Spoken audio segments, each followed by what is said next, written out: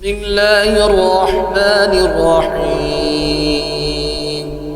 الرحمن علم القرآن خلق الإنسان علمه البيان. الشمس والقمر بحسبان والنجم والشجر يسجدان.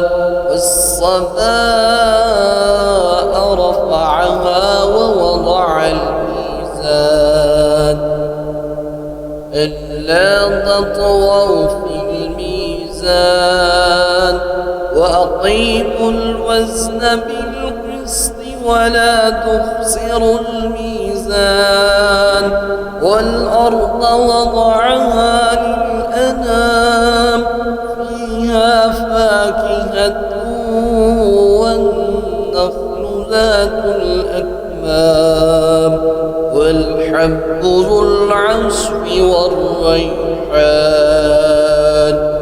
فبأي آلاء ربكما تكذبان؟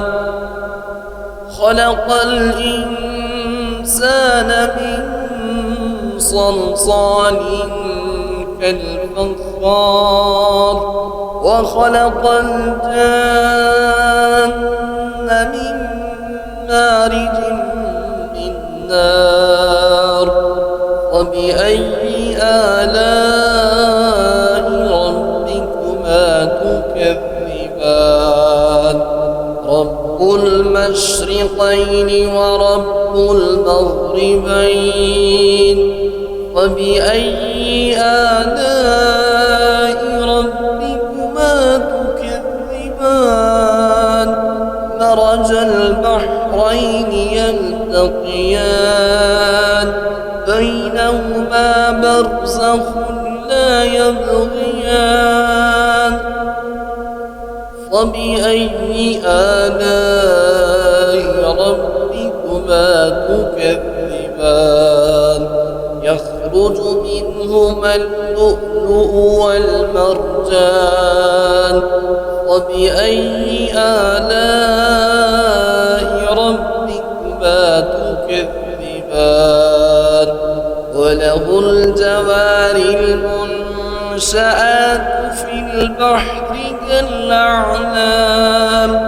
وبأي آلاء ربكما تكذبان؟ كل من عليها فان ويبقى وجه ربك ذو الجلال والإكرام. وبأي آلاء ربكما تكذبان؟ يسأله من في السماوات والأرض كل يوم هو في شأن. وبأي آلاء ربكما تكذبان؟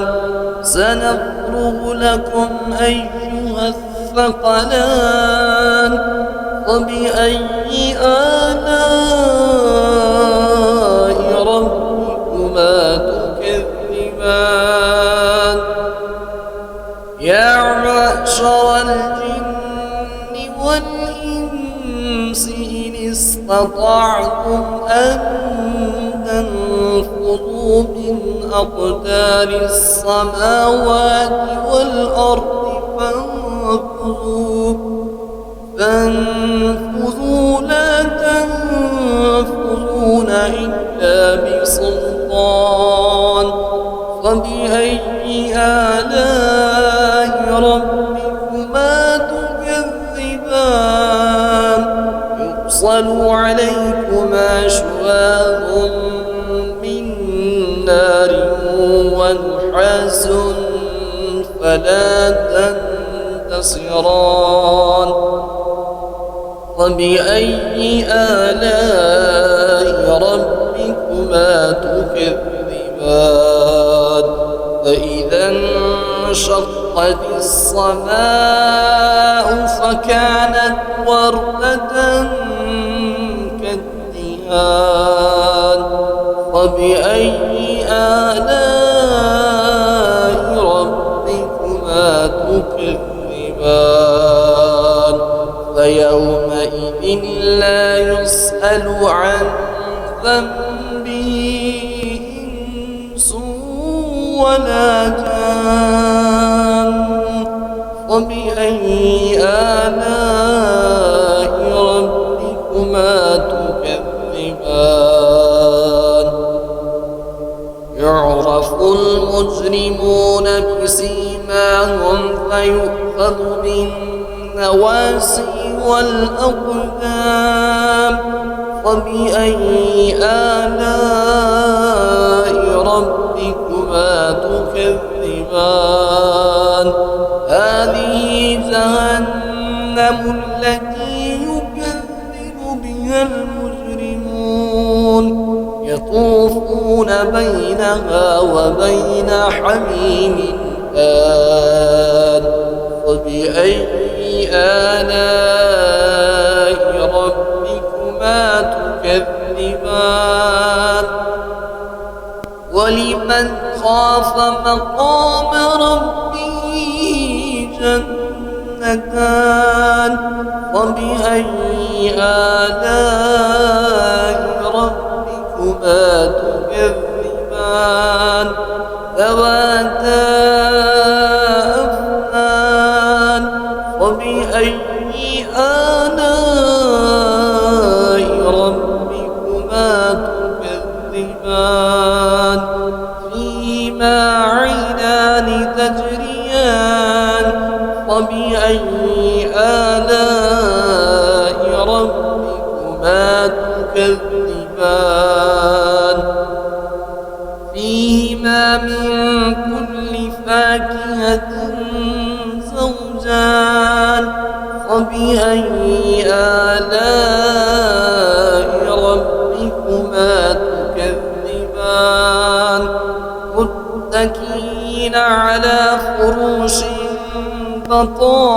بطائنها من استبرق وجنى الجنتين دان فبأي آلاء ربكما تكذبان فيهن قاصرات الطرف لم يطمثهن إنس قبلهم ولا جان فبأي آلاء ربكما تكذبان كأنهن الياقوت والمرجان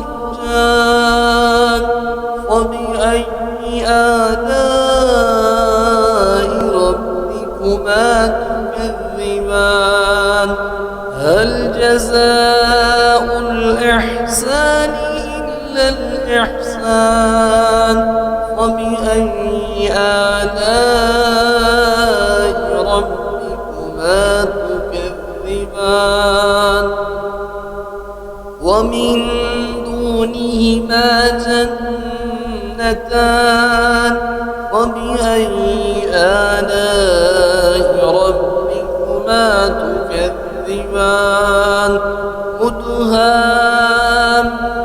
مدهامتان فبأي آلاء ربكما تكذبان فيهما عينان نضاختان